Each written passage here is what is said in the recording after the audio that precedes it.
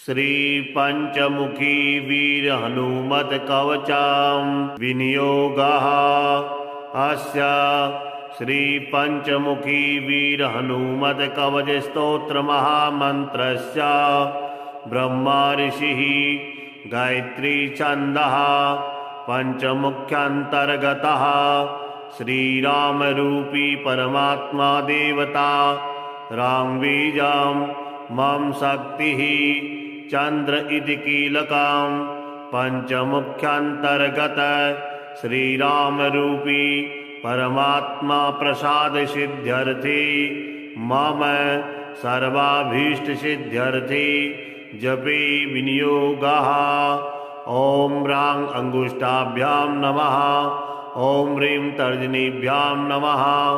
ओम ह्रूं मध्यमाभ्यां नमः। ओम रैं अनामिकाभ्यां नमः। ओम रौं कनिष्ठिकाभ्यां नमः। ओम ग्रह करतल करपृष्ठाभ्यां नमः। ओम रां हृदयाय नमः। ओम ह्रीं शीर्षे स्वाहा। ओम ह्रूं शिखायै वषट्। ओम रैं कवचाय हुं। ओम रौं नेत्रत्राभ्यां वषट्। ओम रः अस्त्राय फट्। भूर्भुवस्वरों ध्यानां वन्दे वानरनारसिंहखड्गात् कोडाश्ववक्त्रान्वितां दिव्यालङ्करणं त्रिपञ्चनयनं देदीप्यमानं रुचा हस्ताब्जैर्शिखेटपुस्तकसुधा कुम्भकुशादीन्हलान् खड्वाङ्गं फणिभूरुहं दशभुजां सर्वारिदर्पापहाम्। ईश्वर उवाच अथ ध्यानं प्रवक्ष्यामि शृणु सर्वाङ्गसुन्दरी यत्कृतं देवदेवेशी ध्यानं हनुमतः परम् पंचवक्त्रं महाभीमं त्रिपञ्चनयनैर्युतं बाहुभिर्दशभिर्युक्तं सर्वकामार्थसिद्धिदां पूर्वं तु वानरं वक्त्रां सूर्यकोटिसमप्रभां दृष्टाकरालवदनं भ्रुकुटिकुटिलीक्षणाम् अन्यत्तु दक्षिणं वक्त्रां नारसिंहं महाद्भुताम् अत्युग्रतेजोज्वलितां भीषणं भयनाशनं पश्चिमं गारुडं वक्त्रं वज्रकुण्डं महाबलं सर्वनागप्रशमनं विषभूतादिकृतं नमः।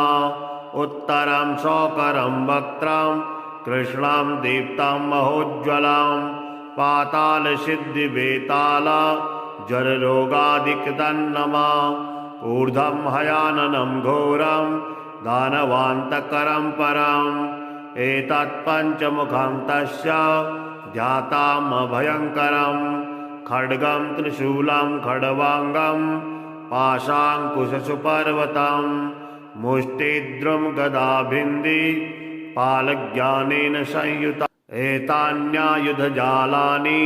धारयन्तं यजामहे प्रेतासनोपविष्टं तु सर्वाभरणभूषितां दिव्यमालाबरधरं दिव्यगन्धानुलेपनं सर्वाश्चर्यमयं देवमनन्तां विशतोमुखां पञ्चाशमच्युतमनेकविचित्रवीर्यं श्रीशङ्खचक्ररमणीयभुजाग्रदेशं पीताम्बरं मकुटकुण्डलनूपुराङ्गम् उद्योत्थितां कविवरं हृदावयामि मर्कटेशमहोत्साह सर्वशोकविनाशका शत्रूं संहर मां रक्ष श्रियं दापाय मे प्रभु हरिमर्कट मर्कट मन्त्रमिमां परिलिख्यति लिख्यति भूमितले यदि नश्यति नश्यति शत्रुकुलं यदि मुञ्चति मुञ्चति वामकरः। ॐ हरिमर्कट महामर्कटाय ओं वां वां वां वां वां फट् फे फे स्वाहा।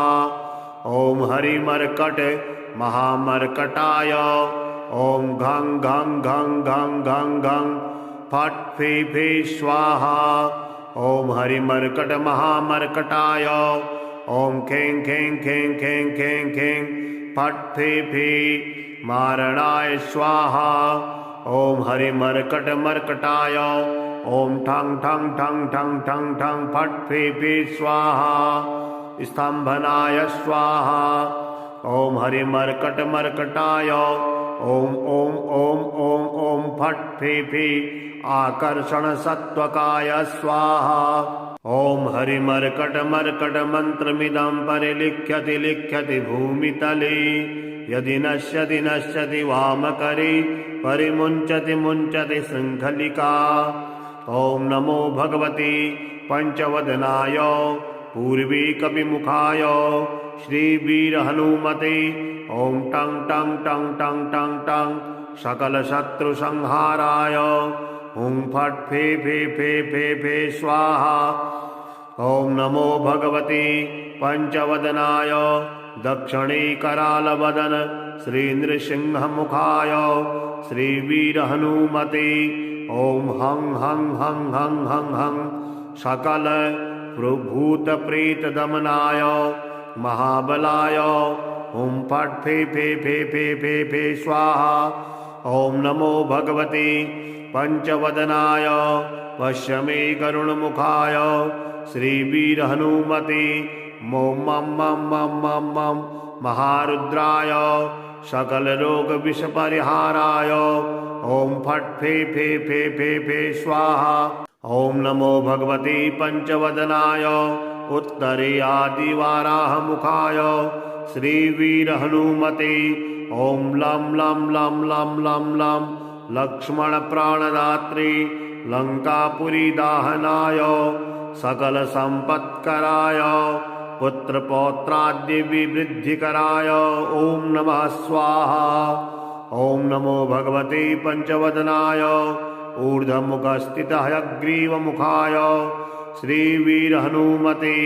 ओम रुं रुं रुं रुं रुं रुं रुद्रमूर्तये सकललोकवशीकराय वेदविद्यास्वरूपिणे ओम नमः स्वाहा। ईश्वर उवाच अथ ध्यानं प्रवक्ष्यामि शृणु सर्वाङ्गसुन्दरी। यत्कृतं देवदेवेशी ध्यानं हनुमतः परं। पञ्चवक्त्रं महाभीमं त्रिपञ्चनयनैर्युतं बाहुभिर्दशभिर्युक्तं सर्वकामार्थसिद्धिदां।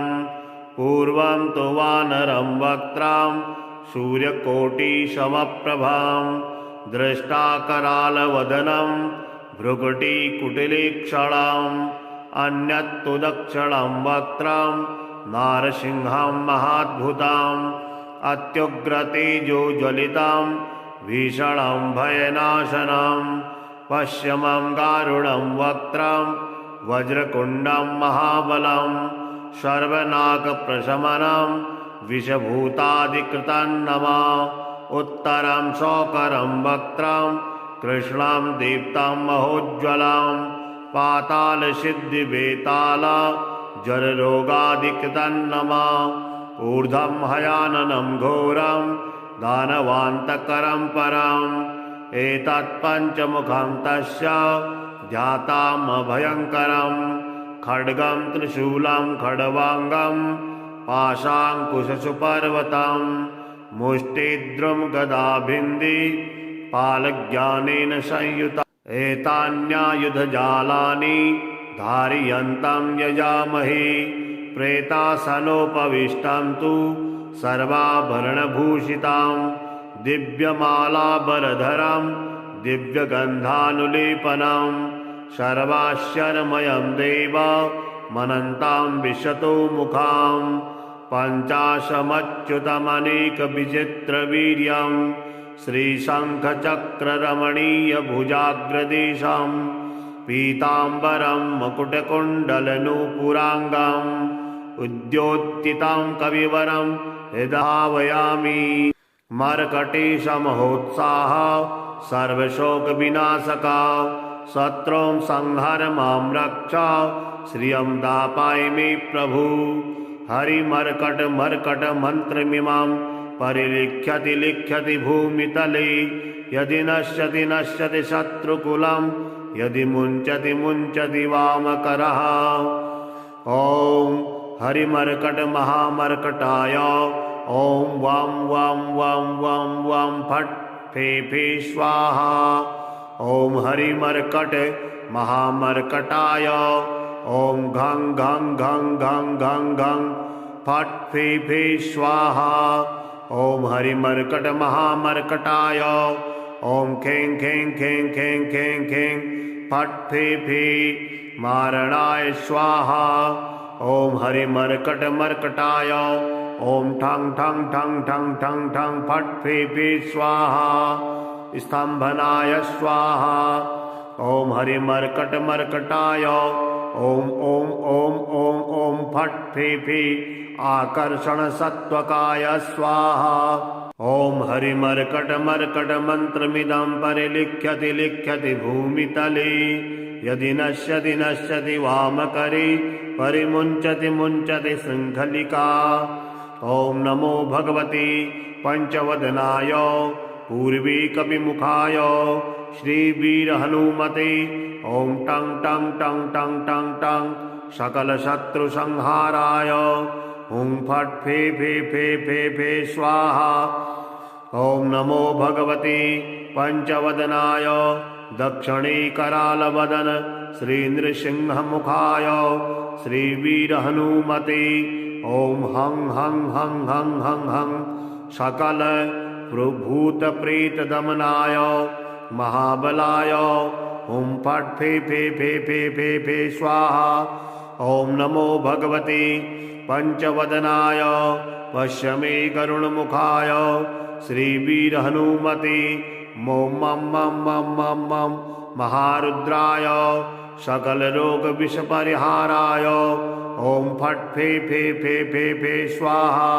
ॐ नमो भगवते पंचवदनाय उत्तरेयादिवाराहमुखाय श्रीवीरहनुमते ॐ लं लं लं लं लं लं लक्ष्मणप्राणदात्रे लङ्कापुरीदाहनाय सकलसम्पत्कराय पुत्रपौत्राद्यविवृद्धिकराय ॐ नमः स्वाहा। ॐ नमो भगवते पंचवदनाय ऊर्ध्वमुखस्थितहयग्रीवमुखाय श्रीवीरहनुमते ॐ रुं रुं रुं रुं रुं रुं रुद्रमूर्तये सकललोकवशीकराय वेदविद्यास्वरूपिणे ॐ नमः स्वाहा। ईश्वर उवाच अथ ध्यानं प्रवक्ष्यामि शृणु सर्वाङ्गसुन्दरी यत्कृतं देवदेवेशि ध्यानं हनुमतः परं पञ्चवक्त्रं महाभीमं त्रिपञ्चनयनैर्युतं बाहुभिर्दशभिर्युक्तं सर्वकामार्थसिद्धिदां पूर्वं तु वानरं वक्त्रं सूर्यकोटिसमप्रभां दृष्टाकरालवदनं भ्रुकुटिकुटिलीक्षणम् अन्यत्तु दक्षिणं वक्त्रं नारसिंहं महाद्भुतम् अत्युग्रतेजोज्वलितं भीषणं भयनाशनं पश्चिमं गारुडं वक्त्रं वज्रकुण्डं महाबलं सर्वनाकप्रशमनं विषभूतादिकृतं नमः उत्तरं शौकरं वक्त्रं कृष्णं दीप्तं महोज्ज्वलं पातालसिद्धिवेताल जलरोगादिकृतं नमः ऊर्ध्वं हयाननं घोरं दानवान्तकरं परम् एतत्पञ्चमुखं तस्य ध्यातामभयङ्करं खड्गं त्रिशूलं खड्वाङ्गं पाशाङ्कुशसुपर्वतं मुष्टिद्रुं गदाभिन्दी पालज्ञानेन संयुता एतान्यायुधजालानि धारयन्तं यजामहे प्रेतासनोपविष्टं तु सर्वाभरणभूषितां दिव्यमालाबरधरं दिव्यगन्धानुलेपनं सर्वाश्चर्यमयं देव मनन्तां विशतो मुखां पञ्चाशमच्युतमनेकविचित्रवीर्यं श्रीशङ्खचक्ररमणीयभुजाग्रदेशं पीताम्बरं मकुटकुण्डलनूपुराङ्गं उद्योत्थितं कविवरं हृदावयामि। मर्कटेशमहोत्साह सर्वशोकविनाशका शत्रूं संहर मां रक्ष श्रियं दापाय मे प्रभु। हरिमर्कट मर्कट मन्त्रमिमां परिलिख्यति लिख्यति भूमितले। यदि नश्यति नश्यति शत्रुकुलं यदि मुञ्चति मुञ्चति वामकरः। ॐ हरिमर्कट महामर्कटाय ॐ वां वां वां वां वां फट् फे फे स्वाहा। ॐ हरिमर्कट महामर्कटाय ॐ घं घं घं घं घं घं फट् फे फे स्वाहा। ॐ हरिमर्कट महामर्कटाय ॐ खें खें खें खें खें खें फट् फे फे मारणाय स्वाहा। ॐ हरिमर्कट मर्कटाय ॐ ठं ठं ठं ठं ठं ठं फट् फे फे स्वाहा। स्तंभनाय स्वाहा। ॐ हरिमर्कट मर्कटाय ॐ ॐ ॐ ॐ ॐ फट् फे फे आकर्षण सत्वकाय स्वाहा। ॐ हरिमर्कट मर्कट मन्त्रमिदं परिलिख्यति लिख्यति भूमितले।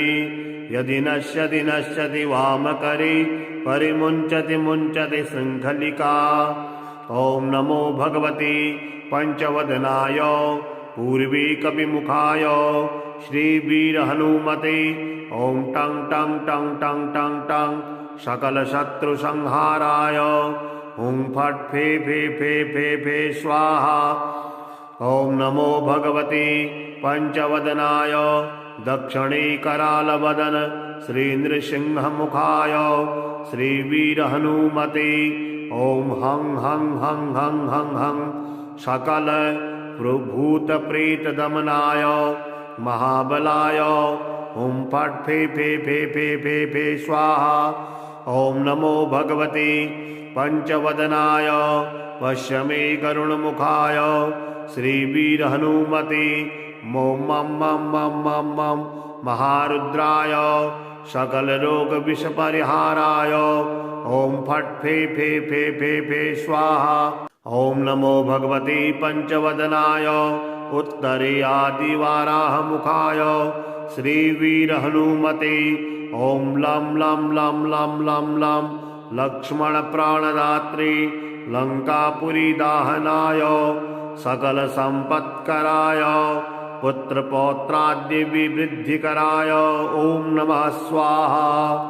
ॐ नमो भगवते पंचवदनाय ऊर्ध्वमुखस्थितहयग्रीवमुखाय श्रीवीरहनुमते। ॐ रुं रुं रुं रुं रुं रुं रुद्रमूर्तये सकललोकवशीकराय वेदविद्यास्वरूपिणे ॐ नमः स्वाहा।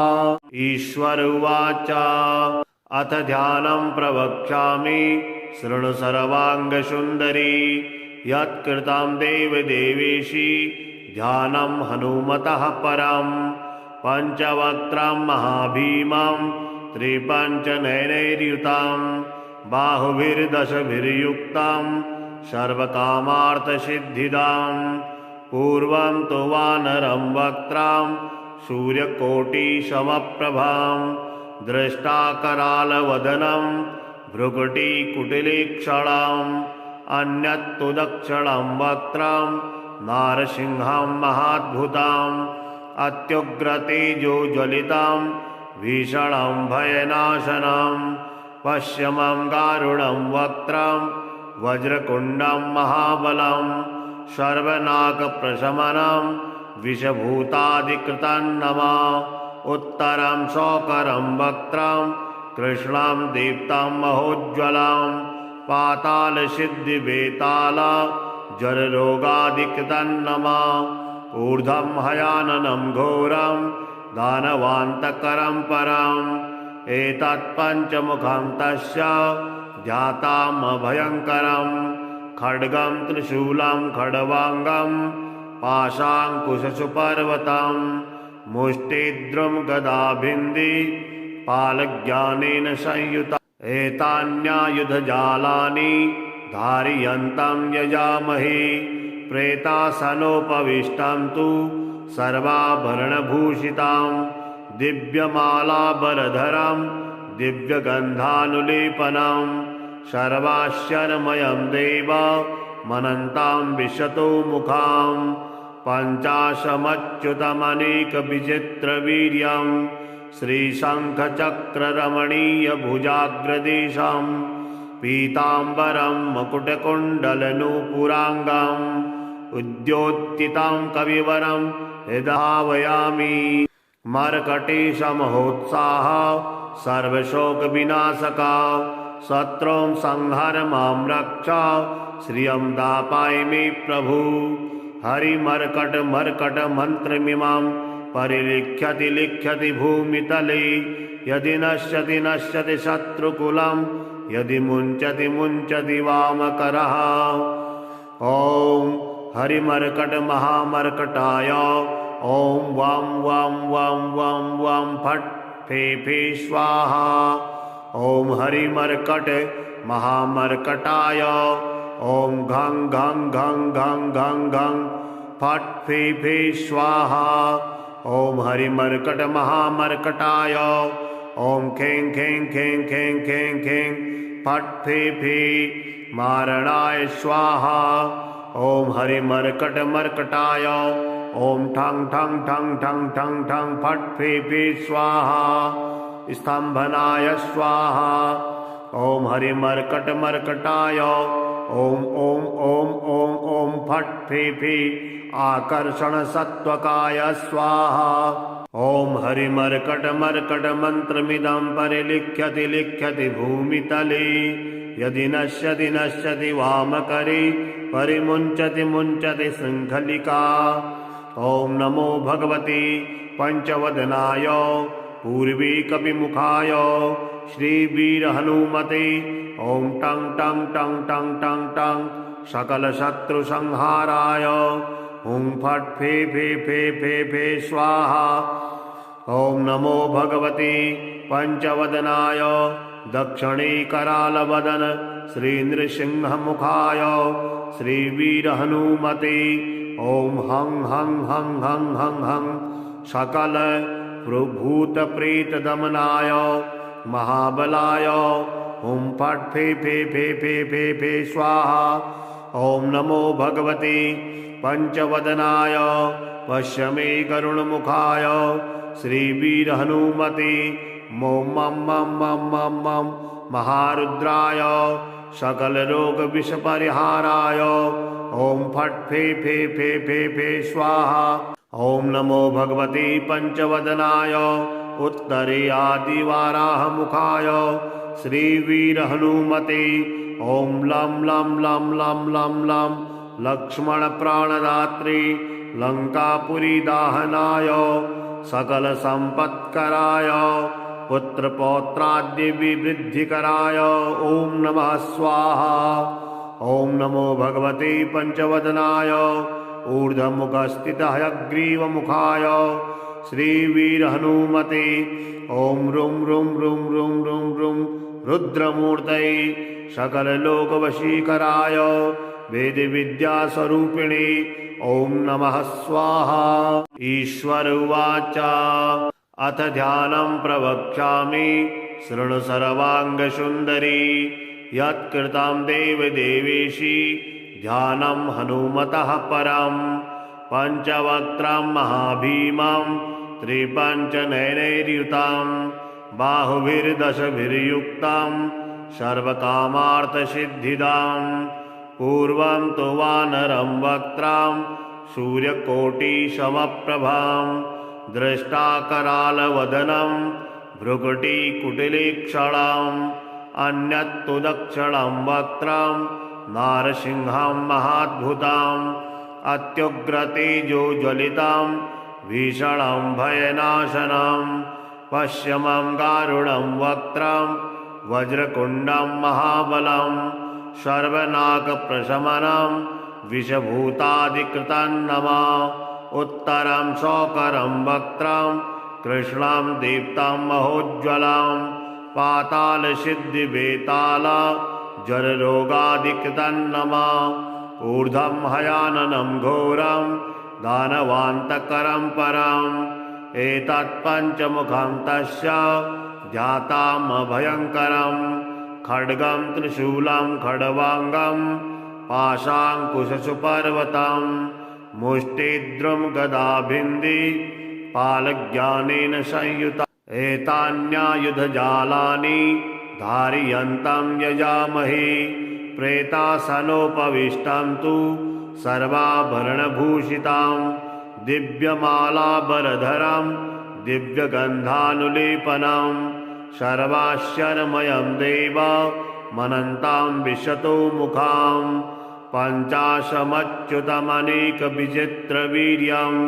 श्रीशङ्खचक्ररमणीयभुजाग्रदेशं पीताम्बरं मकुटकुण्डलनूपुराङ्गम् उद्योत्थितं कविवरं यदावयामि मर्कटेशमहोत्साह सर्वशोकविनाशका शत्रुं संहर मां रक्ष श्रियं दापाय मे प्रभु हरिमर्कट मर्कट मन्त्रमिमां परिलिख्यति लिख्यति भूमितले यदि नश्यति नश्यति शत्रुकुलं यदि मुञ्चति मुञ्चति वामकरः ॐ हरिमर्कट महामर्कटाय ॐ वां वां वां वां वां फट् फे फे स्वाहा ॐ हरिमर्कट महामर्कटाय ॐ घं घं घं घं घं घं फट् फे फे स्वाहा ॐ हरिमर्कट महामर्कटाय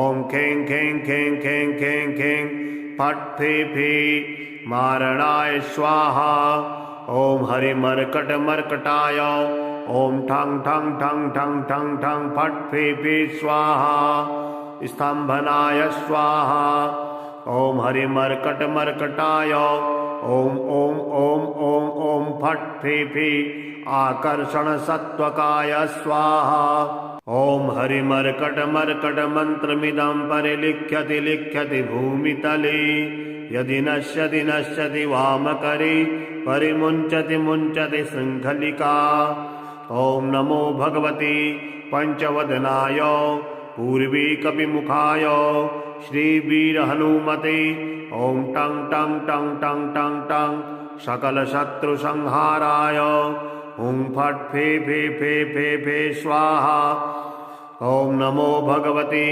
पञ्चवदनाय दक्षिणे करालवदन श्रीनृसिंहमुखाय श्रीवीरहनुमते ॐ हं हं हं हं हं हं सकल भूतप्रेतदमनाय महाबलाय ॐ फट् फे फे फे फे फे फे स्वाहा ॐ नमो भगवते पञ्चवदनाय पश्य मे गरुणमुखाय श्रीवीरहनुमते मं मं मं मं मं मं महारुद्राय सकलरोगविषपरिहाराय ॐ फट् फे फे फे फे फे स्वाहा ॐ नमो भगवते पञ्चवदनाय उत्तरे आदिवाराहमुखाय श्रीवीरहनुमते ॐ लं लं लं लं लं लं लक्ष्मणप्राणदात्री लङ्कापुरीदाहनाय सकलसम्पत्कराय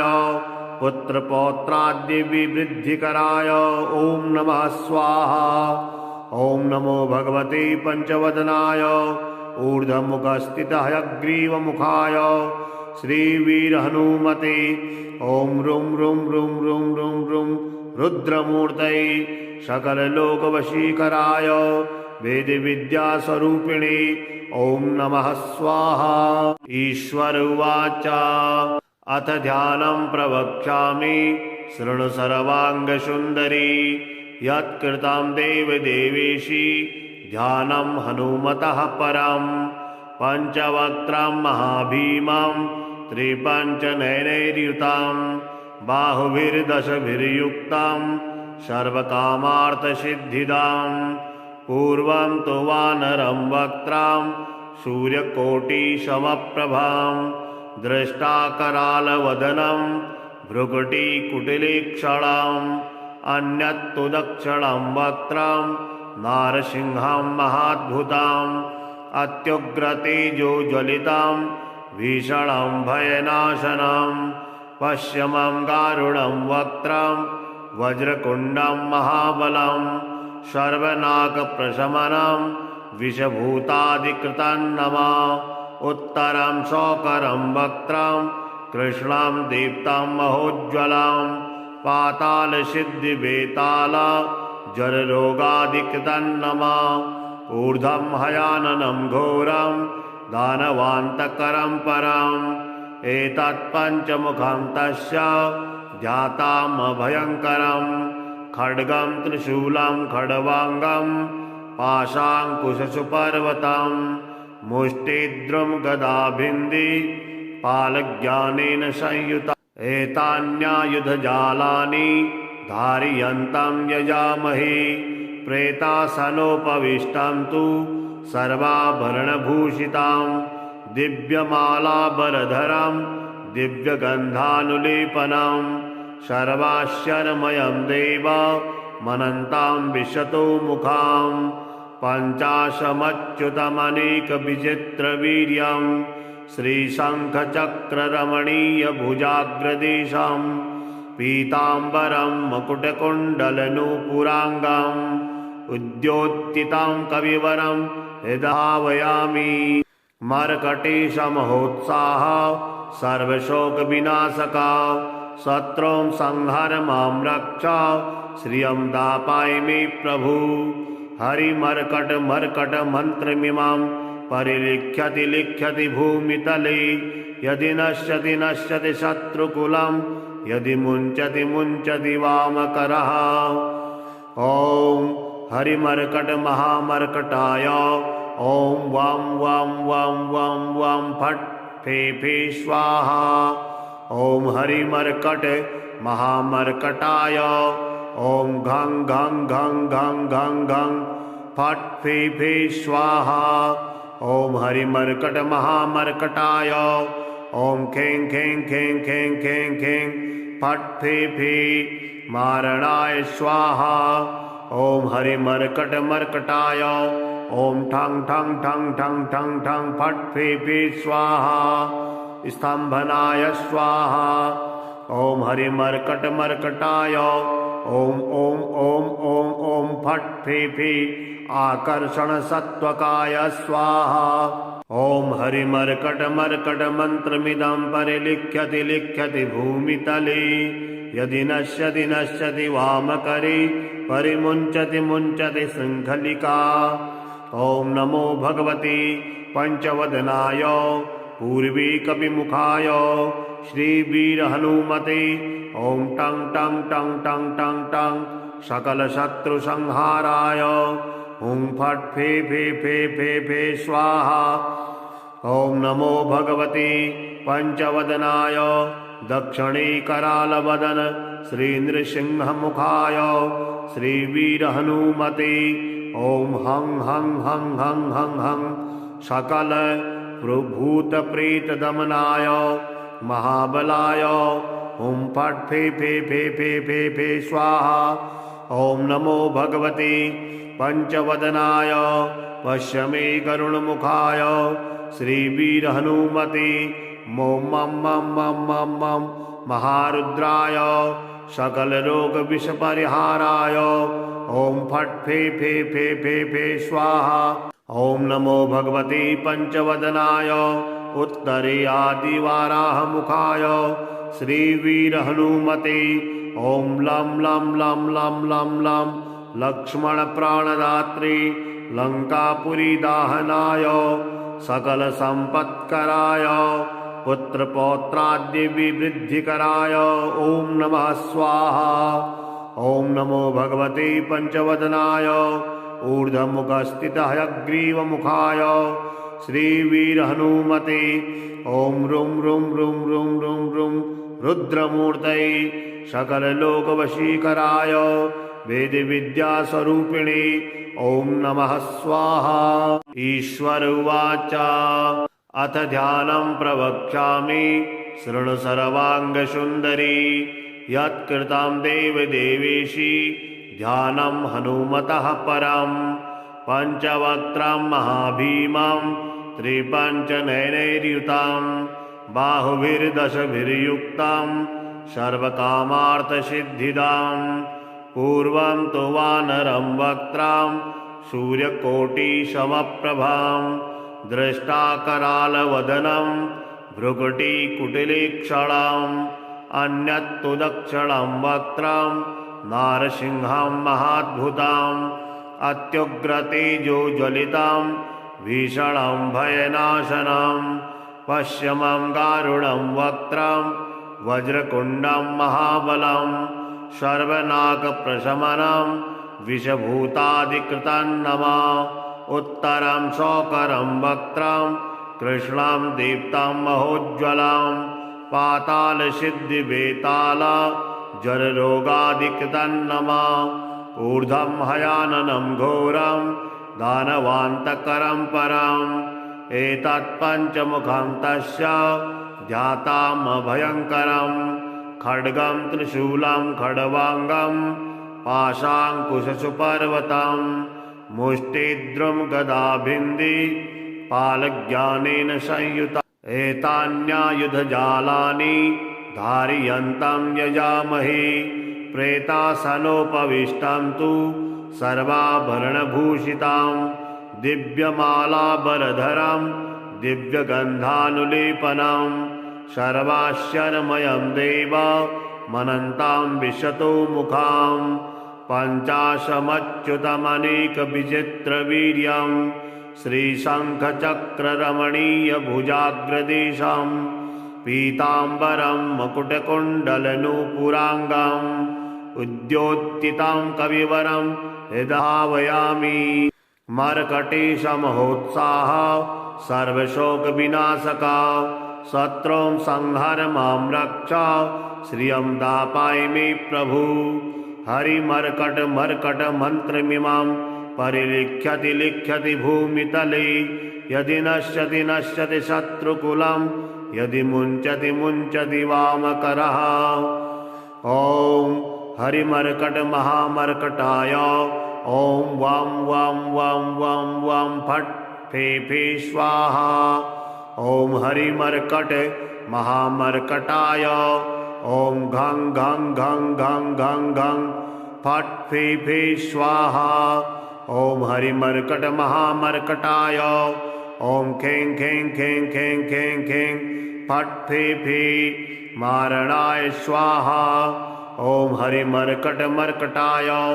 ॐ ठं ठं ठं ठं ठं ठं फट् फे फे स्वाहा स्तम्भनाय स्वाहा ॐ हरिमर्कटमर्कटाय ॐ ॐ ॐ ॐ ॐ फट् फे फे आकर्षणसत्त्वकाय स्वाहा ॐ हरिमर्कटमर्कटमन्त्रमिदं परिलिख्यति लिख्यति भूमितले यदि नश्यति नश्यति वामकरे परिमुञ्चति मुञ्चति शृङ्खलिका ॐ नमो भगवते पञ्चवदनाय पूर्वीकविमुखाय श्रीवीरहनुमते ॐ टं टं टं टं टं टं सकलशत्रुसंहाराय हुं फट् फे फे फे फे फे स्वाहा ॐ नमो भगवते पञ्चवदनाय दक्षिणे करालवदन श्रीनृसिंहमुखाय श्रीवीरहनुमते ॐ हं हं हं हं हं हं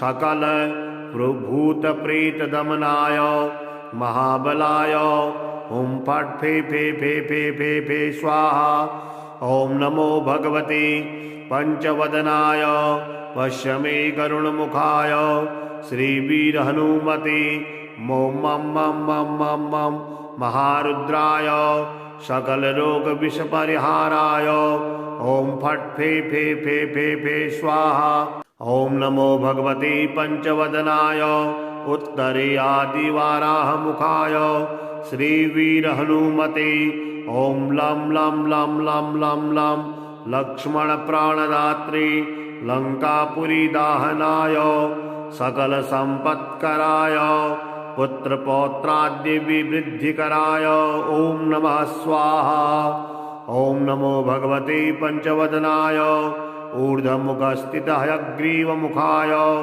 श्रीवीरहनुमते ॐ रुं रुं रुं रुं रुं रुं रुद्रमूर्तये सकललोकवशीकराय वेदविद्यास्वरूपिणे ॐ नमः स्वाहा।